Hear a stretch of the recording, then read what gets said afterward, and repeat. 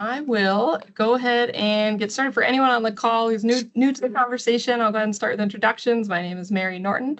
I'm a landscape architect at the City of St. Paul, and I'm really excited. I'm project manager for the Merriam Park Site Improvements Project in St. Paul, and we are working with this wonderful design advisory committee group, going through ideas on engagement, and working closely with the Union Park District Council to get feedback on what will come in the next couple of years for the park. So with that, I'll go ahead, and if folks want to just go round table for who's on the call, I'll call you off, just say hello for attendance, and we'll kind of know who's on the line, and then as folks filter in, we'll go from there. Go ahead, Dana, you want to say hello?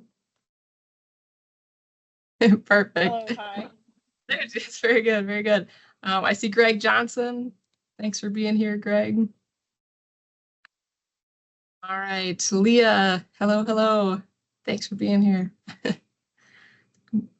Mute. Lon here is okay? Hey, yep, I'm here. Yeah. I'm admitting I'm on a bus in Texas calling in, so I probably won't talk next, but I'm here and ready to listen to things. Sounds good. Thanks, Lon. Nico? Hey, I'm Nico Adera, a landscape design associate with the City of St. Paul, and just helping out where I can. Super excited to see how this starts unfolding and excited to see what happens in the future. Oh, and then it looks like Richard Kim is here too. Hi, Richard. Hi, everyone. Right, and Sarah. Hey everybody, I'm Sarah. I'm one of the UPDC board members. Wonderful. Well, thank you again. Nico and I had a fantastic time at the peanut butter and jam last, I guess it was 2 weekends ago now, but that was a fantastic event. So much fun to see your neighborhood and your community really thriving, and got just an incredible amount of ideas from community members. So that was really, really fun. And we'll touch on kind of some of the things we heard, some of that summary of feedback here in tonight's agenda. So there'll be some repetition in here. Again, trying to just ground folks in the process and really where we've been and where we're headed throughout the project. We'll touch on the project timeline, the overview, and then that recap from engagement and the great things we heard at the peanut butter and jam event. We'll touch a little bit on existing conditions and answer any questions there. So again, there's a little bit of repetition from last time. But for newcomers or folks new to the conversation, I think it's nice to sort of kind of create a level set there. Then we'll talk about what we've heard, what we really heard at that last engagement piece. We'll talk about the survey that's available through November, and some plugs to help circulate that and really get that out there. Make sure we're catching as many folks as we can before we shift into more of the schematic design or the technical design. And then we'll talk about some trends we heard, and again, ongoing ways to stay engaged as we keep going on the project. All right, so I'll touch on the project timeline. Here we are, hard to believe, but fall 2024. We're working through community engagement closely with Union Park District Council, really leading the way on that, and helping facilitate some wonderful conversations and circulating in the group. As we continue, so this is our, I guess we'll call it our 4th meeting or grouping, including that event in the list. And so after this, what we'll do is we'll shift to bring our consultant team on board, and we'll start kind of schematic design. So it's not to say that we're done by any means, but we're going to get some kind of design direction based on what we've heard so far and what we're going to hear in the surveys in November, and that'll really help us springboard into concept development for the plans this winter. And so what we'll do is we'll stay connected with Leah and others here to really help dial in and get feedback in those critical phases of concept development as well. So let's see, that'll kind of take us through winter and spring as we develop the technical content for it, and then continue on our path for design and construction. We'll get through bidding in the spring, ideally, and permitting, and then we can start construction in 2025 in the summer, targeting substantial completion either late summer or into spring of 2026. So any questions on timeline before I head to the next page? Pause. Okay. Um, so based on some of the trends, based on some of the trends we've been hearing, let me see if I can zoom in on that. I want to touch on sort of. Sorry, Go Mary, ahead, this is Dana. Dana. I'm sorry. I do have a question. Please. I'm wondering if you ever think about, it's interesting to do all of this during the summer and all of our summer, fall, and sort of our heads are focused on that. And there are some winter comments, but if there's an opportunity to check in the winter to see if there are any. I know it doesn't work well for the schedule, but if there's like early winter, if there's a way to check in and see if there's any other wintry thoughts. I think that's a great idea, Dana. And I it's a question too. Do you know if there are any sort of planned event type experiences in the park currently for the winter time, or even, quarterly meetings or some event that would bring folks together to kind of analyze the winter programming? Leah, do you know? I think it's a fantastic idea. Yeah, there isn't currently, but what I will say is I think we could consider Denoyer Park as a comparable model because there is potentially, I think likely, we could move from potential to likely, community neighborhood park association forming. And in Denoyer Park, which is very close by, they do have, a very low cost, simple, but beloved event where they roast marshmallows over a fire and have hot cocoa. And it's a community gathering in the winter. They do have an ice rink, but Merriam Park has a hill suitable for, younger sledding. So I think it is worth asking because while it doesn't currently exist, kind of everything is there for it. And if the neighbors do decide to form something like that, I think that, that would be a good kind of place to look at for what might be Great. a potential event. Yeah, I think that's a fantastic idea. We could use an existing event or something that kind of comes together, or even just kind of checking in. Maybe we present when we have our consultants on board. We connect with and maybe attend one of your regular meetings as an agenda item, just to say, okay, it's winter. How are we experiencing the park now? We've talked about some programming ideas for winter events, and we certainly heard that through engagement. Where do we see those kind of puzzle pieces fitting into the bigger picture? So I think it's an excellent idea. Thanks for And sharing it.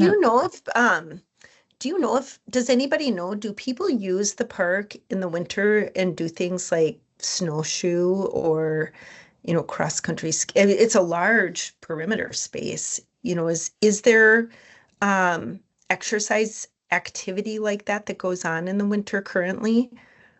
I guess I haven't gone to the park in the winter. I haven't seen anything like that, just sledding mainly. Okay. Yeah, it's a good question. It was something when we kind of get down to the diagrams and some of the things we heard, we kind of were hearing a little bit about that, like having some sort of types of circulation loops, or maybe a little snowshoe route or something, just to kind of engage with certain parts of the park that are really stunning, the wooded areas, but maybe experienced from the periphery more. So just ways to better connect that and have an opportunity for even winter programming is an idea that we kind of heard. Any other thoughts, questions on timeline? Okay. And feel free to, if something comes to you, jump right in, by all means. So kind of changing gears to based on what the conversations we've had and some of the big ideas, we tried to come up with, maybe 3 big themes or goals, if you will, that we're trying to achieve with this improvements project. And one of them being, to really improve programmed areas and create more comfortable, accessible facilities for all users. So we thought that really touched on a lot of those circulation pieces we've talked about, or even just sort of essential, programming support water features, trash receptacles, things where you're in program space and you really need those amenities for a comfortable experience. That those existing program areas can really benefit from that, and all the users that use those. To also create recreation opportunities that adapt to a wide variety of park users and abilities. So things that we're hearing, that's maybe a long way of saying it, but introducing new programming. So when we heard from folks about different ways to engage it, we love the park, but maybe people aren't using these certain areas as much. Can we bring in volleyball nets somewhere, or even removable, or just to introduce different types of programming, gaga pits, or things for, maybe those more adolescent programming or different types of programming that we can kind of bring a different energy and into different spaces into the park to draw more abilities and users. So just kind of thinking creatively about different trends and ways that we can activate parts of the park that are maybe underutilized or could be better utilized. And then third, providing circulation and community spaces within the park that support both active and passive recreation. So Merriam Park, and you can see it very clearly in this aerial, a good chunk, maybe 50, 60% or more, or 70% or more, is really this beautiful wooded landscape, right, with the topography and the hills. So really strong opportunities for passive recreation. But then these open pockets really are programmed well for active recreation. So we want to provide circulation in and around the park that can really touch on all of those structures and amenities that create that sort of passive and active park recreation. So those were kind of three big buckets that the themes we were hearing. We started to kind of think, okay, it probably fits one of those goals and needs. Any thoughts on that? Are we missing a big picture or a big idea that you all have to add to that, or think that we're missing something? See some thumbs up. I think we're getting there. That's good. I like it. The digital class, awesome. And so to touch on project scope again, now we are working with a $2 million budget, and that's for both design and construction to cover those areas. And so in that, we're going to want to make our priorities and kind of balance those areas. We've heard a lot about the desire for that play area as a really high priority and something that gets used. It will be used, is used a lot, but really will get a lot of attention. And really I think this area adjacent to it came up a lot, and especially at the event. I think just seeing how it's programmed was fantastic. Just seeing where people are set up, and this artery here along the way, just that kind of corridor that got created by tents, right? And the edges of that just create these strong community spaces. How can we reinforce those threads and really make them connect better to one another to support community activities? So that's that kind of falls into those circulation or those kind of civic areas. Playground's a huge priority. Court and amenities, so the tennis and the basketball areas, to be programmed and really look at how can we better utilize those? How can we utilize the fringes of those areas, and just how people either watch those activities, or rest, have teams? How do those functions kind of happen at the edges of those activities to support that recreation? And a lot of talk about sort of multi-purpose programming within those footprints. And then working on those baseball fields, so addressing technical drainage issues and things like that that we see currently, in ways that we can provide better, fencing, bleachers, things like that again are going to support that use.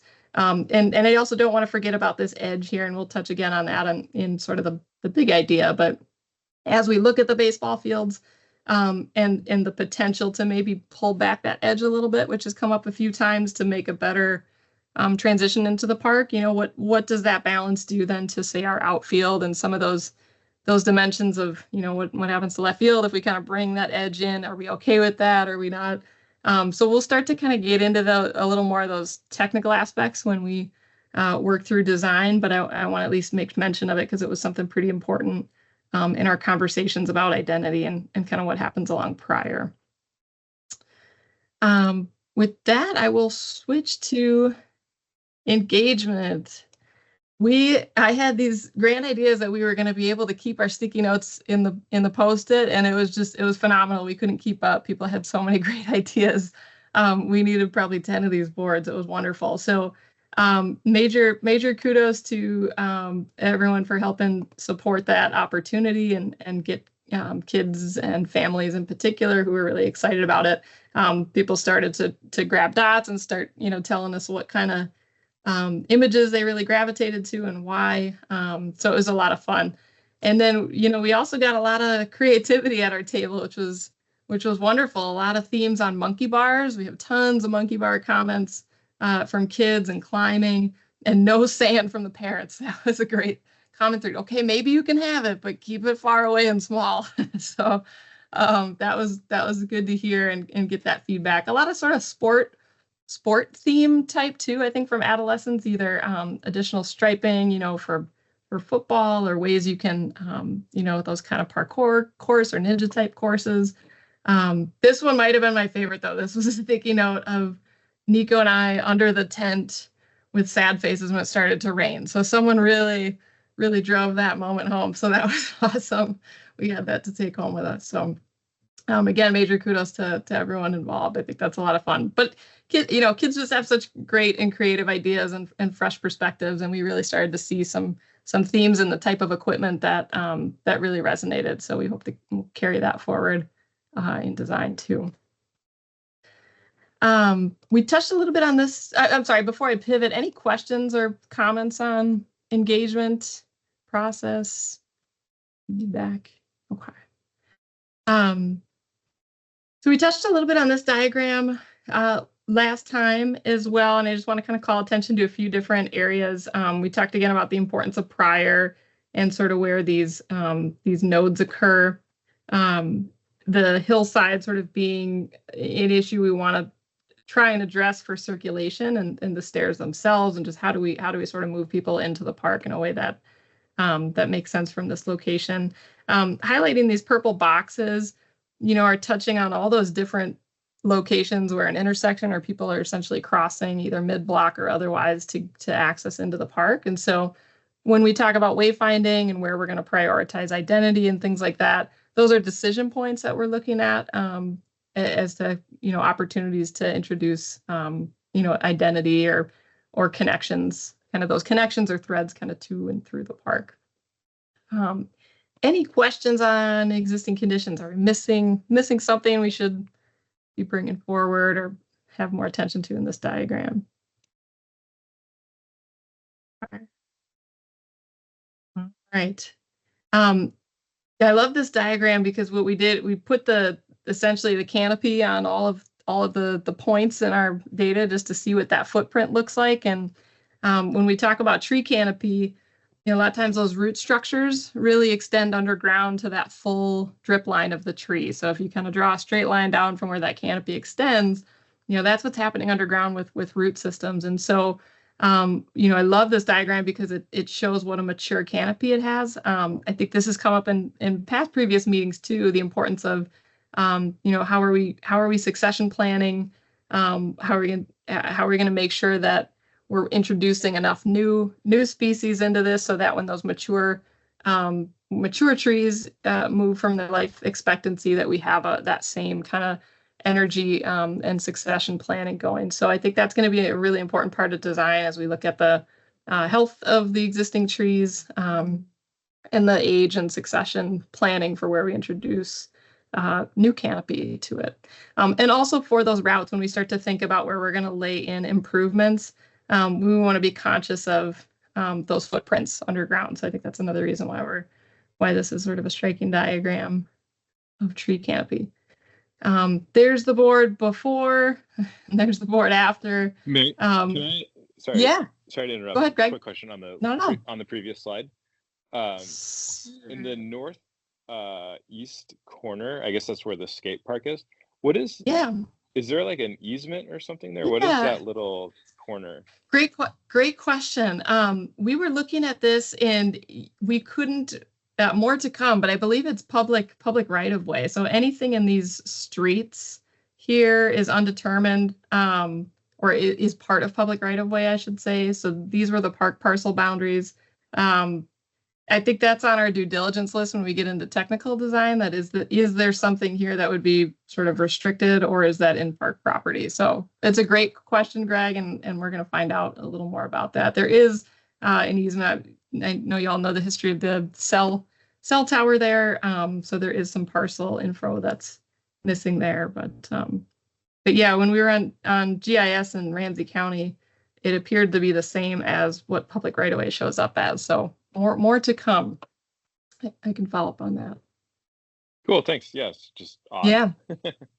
It is, yeah. And it's important because when we start to think about programming out here, I think Nico and I were having a conversation today, if we talk about introducing lighting, benches, especially things underground, we have to be really conscious about what's going to be permanent changes or things that are more superficial, or if there's easements there. So we want to be pretty, strategic and clear on if that's park property or not.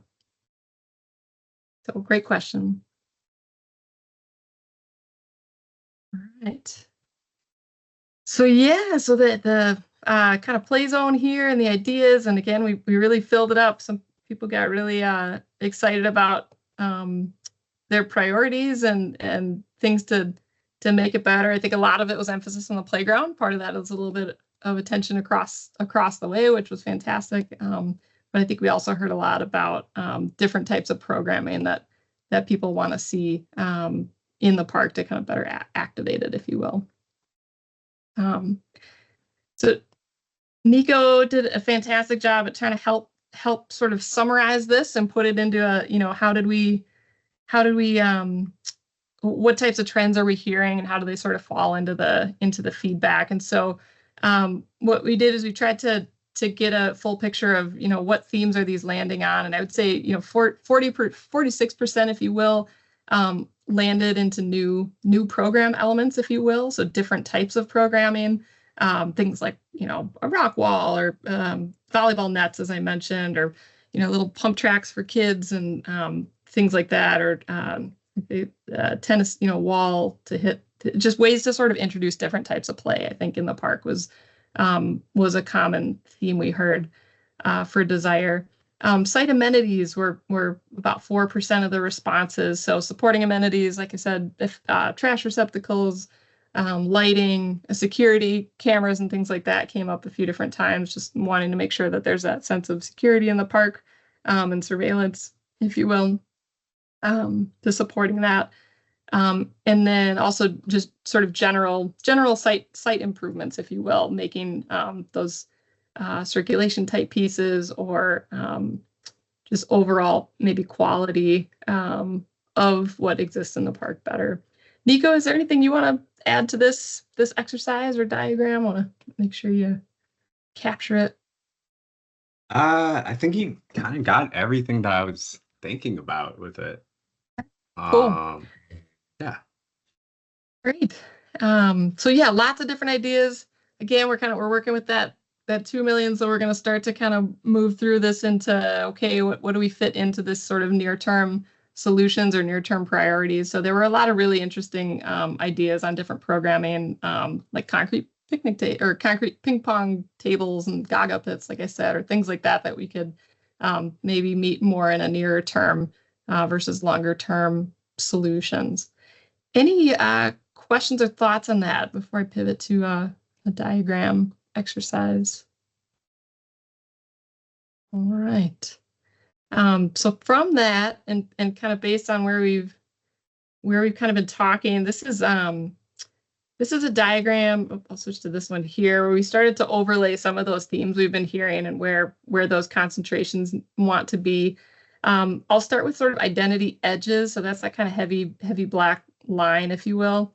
The thought here is in those areas where we kind of have an edge, can we use vibrant colors, similar language of materials, things like that, to kind of draw identity to those places and really draw people along those edges visually to kind of be markers and tie those spaces together. I think there's sort of sometimes a feeling of disconnection between different places in the park. And so trying to use similar materials and language to to be identifiers. That's kind of what that idea of identity edges is. The woodland connections, I guess I'm going kind of bottom to top here, but highlighting areas, essentially looking at the grade and where we have adjacent sidewalks. Do we want to look for ways to either bring some sort of point or lookout or switch back to connect people better to the woodland areas? And so that could be kind of the yellow and the brownish color maybe work together to look at ways to sort of move the trail along the contours, essentially, to get people an accessible path to those woodland connections, if you will, or to those local lookouts where we kind of have pockets of openings where we could create amenity areas and kind of get people to those spaces or within the woodlands. Touched on the gateways a little bit, that kind of heart of the city idea, really, or civic commons within the park, really landing in this area based on the current footprint of the rec center and kind of how people utilize this area for events as sort of the heart of the park, if you will. And then those civic threads. So you'll see the gap here just because we have to find that sort of accessible connection through here and restore that area after. But then those civic threads, that kind of lighter blue, really are those arteries around amenity areas and making this less of an alley and more of a corridor like it exists in here. So what are some, looking at some of those strategies we can do in that alley to make it more of a pronounced corridor and really connect both sides of the park that prior to Wilder. And then, you'll see the blue kind of color around the periphery of some of these areas. I think, again, looking at that footprint and looking at how can we support access here. We have pathways kind of coming up to the area. Can we create something that kind of strengthens those edges and gives people a chance to, even if they aren't playing pickleball, to kind of get up into those woodland spaces and better utilize them. Any questions on this diagram? It's pretty high level, pretty bubble diagram, but we're trying to look again at circulation and start to plug in some of the continuous themes we've been hearing.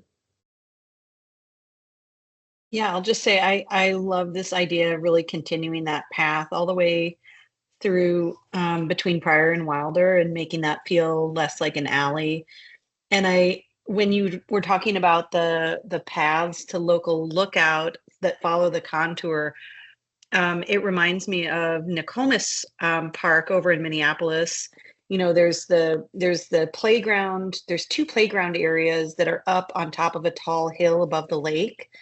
And they have exactly that kind of thing where the trail really kind of follows the contour of the hill so that people can get up and down between the lake. So I think that's a great idea. I really like that. Thank you for sharing. I appreciate that. Sorry, quick question too. Is the dotted line please. that's in the northern side and then a solid black line? I think I think that's where currently the basketball court is. Yeah, I think. Yep, right about. You're correct. Yeah, right here is, I think, of that current footprint. And so the thought was, if we're going to sort of make a full court basketball, is there something we can do either visually to connect? It wouldn't necessarily be a physical barrier or connection here, but something with a common language along this edge here. I see. To cool. kind of connect those or promote circulation around this area, right? It's a little bit like when you're here, it's like, oh, do I come around this area? How do we kind of get all 3 of these these sides kind of talking together to kind of create an anchor, if you will. So that's more of a pathway or a draw you in type of thing, not a barrier. Yeah, got it. Correct. Cool. Okay. Yep. Correct. Cool. Same kind of language, that would kind of draw you to this location and around the building. Yep. Great point. Cool. Love it.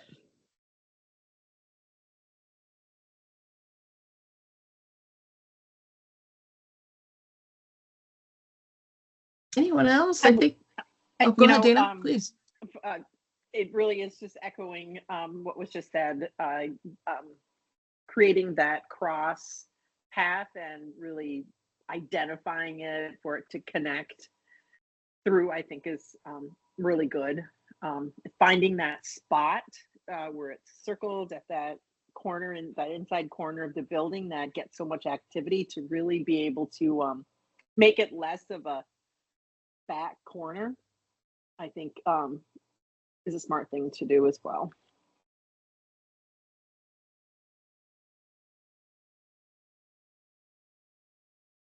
Have it be an intentional space. Yeah, I double that, and the path that you, or the thread that you have behind the rec center, that just has such a, I don't know how else to describe it, but kind of a creepy vibe right now. Walking back that way, even though it connects through, it just doesn't give me good vibes whenever I walk through there. So I like that you have highlighted that.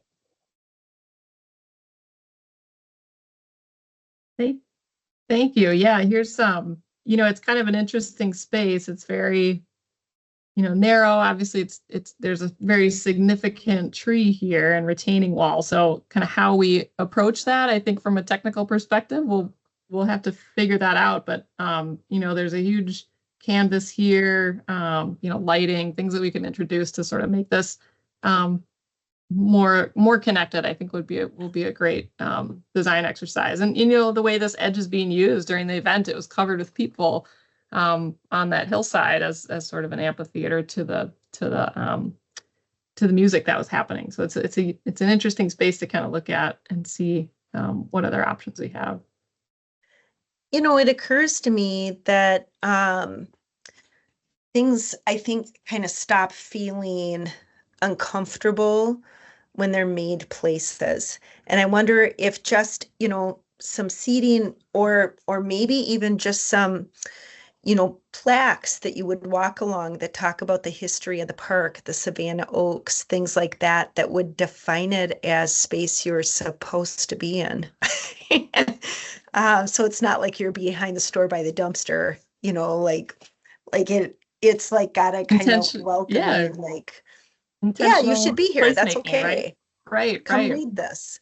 Come read this cool thing. Or like, I don't know. To me, that would make a big difference. And I'd love to, there's so much, what's the Nomo? What's the Savannah Oaks? What's, just things like that.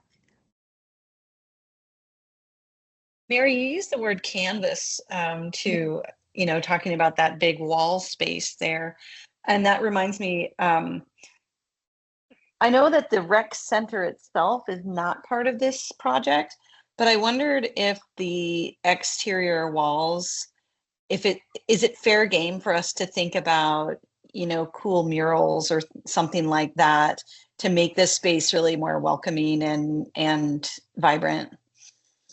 I love the idea.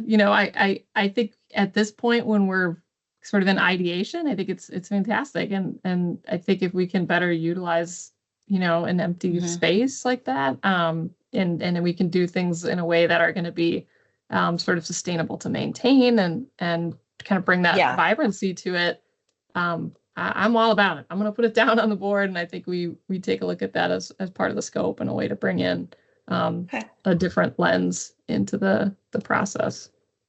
Yeah, I didn't know if that was like out of bounds because it is part of the building itself, which I know is not within scope. So, but Correct. It would be cool to look into it. Yeah, it would, and I think it's that balance of when will that next change occur, and what's that sort of interim that we would sort of invest in the facade? Does that work? And with the understanding that it's a temporary, or temporary in the before the building comes down kind of scenario too. So.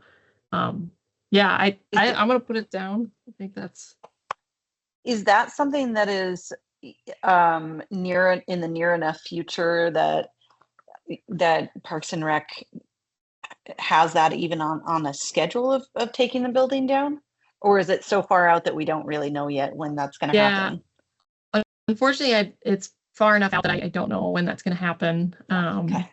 So I think that's kind of that line where if we don't have a determined time, can we pursue art or something again to really bring vibrancy to this while it's here. Yeah. Make the most of what we have. Cool.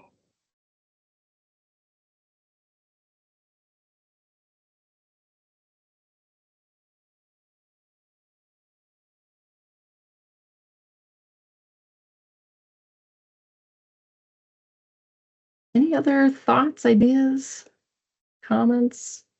Things too, if you're kind of still thinking, questions to kind of consider, are we missing certain areas that want more attention? And then also just how would you like to see the park being used in the next 5 years, 10 years, 25 years, right? I think a lot of times we have a tendency to sort of think of at least a few years out, but how do we want it to sort of sustain in the long term, and maybe what are those, how do we want it to function for the community and neighborhood long term? Any thoughts on that?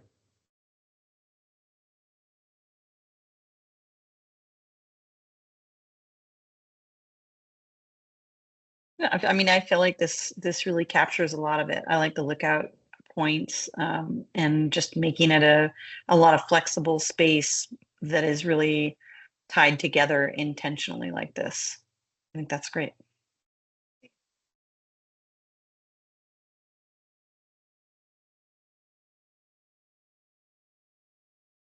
Awesome.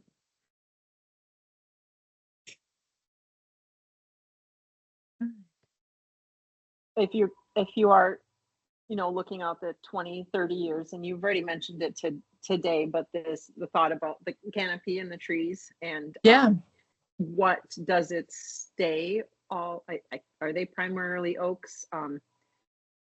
Does that stay, or does any, there's climate change, does that affect the oaks, and should there be thought to starting different trees in that area?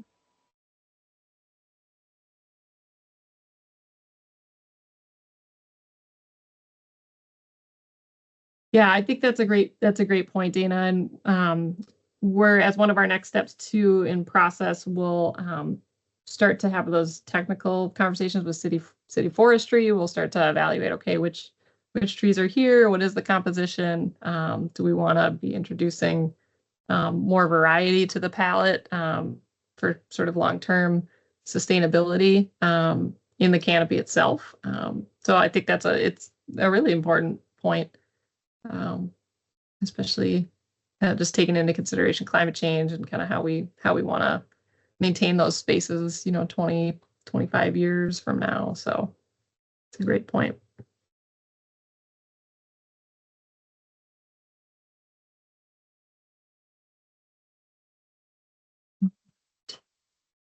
Any thoughts on the periphery of baseball programming, and just thinking about how those sport fields get used, how families and individuals use that area, and how for spectating, I was thinking about spectating sort of this sort of hillside. Does that become kind of a place where people gather and watch games from the outfield? I don't know.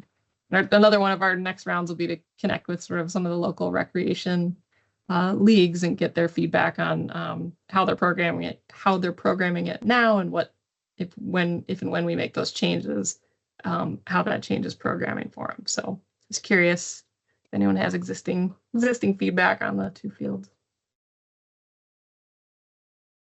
Yeah, I've been to, kids' baseball games there.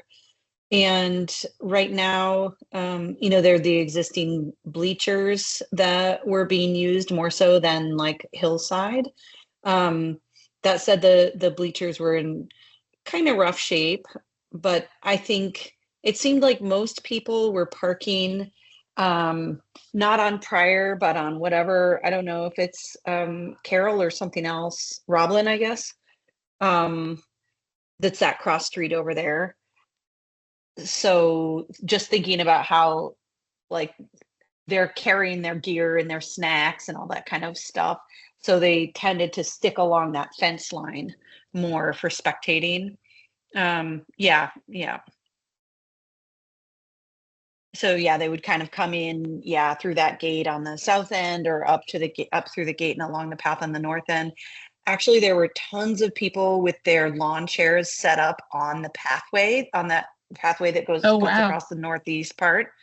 Oh, Yeah. out here, kind of like mhm. along that edge. Okay. Yep. Yep. A lot of people had their lawn chairs set right along the path, which I think sort of speaks to the need Yeah. for a path to the bleachers Right. Right. because they couldn't get there. Right. Makes sense. So yeah, and but people sitting on the hillside or something like that, I didn't see so much. But if there was, you know, a nice clear entrance point down in that south central gateway that you have noted there, I don't know, maybe that would change or maybe not.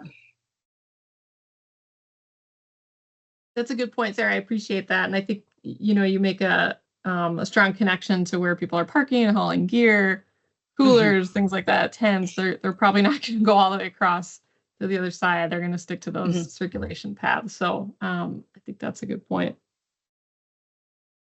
I think too that and maybe this is kind of what you were saying, Mary, that lookout, that hillside is being a viewing area for the ball fields, but I think from that area too, you can also see the playground. And I'm just thinking, like, if you have a couple of kids, one who's playing baseball, that might be a good spot to land so you can keep an eye on the playground as well. I had that thought, Sarah, when we went to that one baseball game and we were in the bleachers and our younger daughter was all the way over at the playground, and you can't really see the playground from that vantage point, but that hillside I think would be a great spot to kind of take that entire open space in. I'm pretty sure that's how the contour lays, where you can see the playground and the ball fields at the same time. I think there's at least one or two existing benches along that path that are up high enough that you can definitely see the playground, but I'm not sure if you can see the field because of the trees. Yeah, that's a good point, Sarah. I think you're right that it's kind of tucked up here. Or there are some kind of random lookouts there. Yeah, that's a good point. Yeah, which are also beautiful because they're in the trees and they're in the shade and things like that, you know, but for sure. All right. Any other thoughts, comments on this? Otherwise, kind of pivot to our last few slides. I want to be conscious of everyone's time. And then, Leah, is there anything you touched a little bit about on the potential for the association and Denoyer Park? Is there anything we want to either cast out now or for the next meeting relative to that process? I know that was something important early on. Well, is there going to be another DAC meeting? I guess. Yeah, so what we'll do is when we have the consultants on board and we get to some schematic, a more refined version of this, we'll regroup with, I'll reach out to you, Leah, and we'll find a time to have another kind of feedback session on this. So I would say yes, you can anticipate like one more with this group, but likely late fall, early winter. Let me connect with Sarah, outside of this meeting, because she's our grid rep in the area. And we can just explore, like, now that we're at this kind of point, how we want to proceed in offering support to the community. And I'll, she's immediately local, and I'd like to weigh in with her on this. Yeah, you got it. You got it. All right. So yes, we will find some way to continue. Sure. It's just when and how, and what I think it always is good to have a focal point. And so this is going to kind of dissipate as a focal point, and like for something to become ongoing, there's got to be a docket of ways for a group to focus on a task together. You got it. You got it. Yes, and I think, like I said, we'll find at least one more opportunity to come back together this winter, and I think it would be nice to do that community winter moment if we have that opportunity to connect with folks. I think that would be great. So I can see maybe one formally through either attending a Union Park meeting as an agenda item with our consultants, and or that winter community piece would be great, just to kind of keep us a check on, are we still heading in the right direction? Is this where we want to go? So, but yeah, back to the timeline. That kind of ongoing engagement piece. We'll stay connected to Sarah and Leah, and keep our website up to date when those other opportunities, if we do a winter event, or attend Union Park's meeting this winter, and we'll kind of keep folks updated from there. This is being recorded, as I mentioned earlier, and we'll post that along with this slideshow and the comments received on our project website, probably in the next couple of days. So that'll be up to share with folks who couldn't attend. And then the survey, the online survey, will be open through November 1st. So definitely encourage you to circulate that link, now through November, because that'll be just another point of kind of a gut check. Like, are those same those big three idea themes, are we still tracking, or are folks coming up with things that we hadn't heard yet that we need to bring into the fold? So that said, I'll just say thank you for the time and energy into this. It's been a really wonderful process and a great group to get to know. So thank you. Yeah, thanks so much, Mary. It's been really, really great. We really appreciate you and Nico. Cool. Thank you. Agreed. Thank you so much. Great. Have a great night, everybody. Take care. You too. Thanks. Bye. Bye. Thank See you you for guys. your time. Thanks, Thank you. everyone. Thank you. Thank you.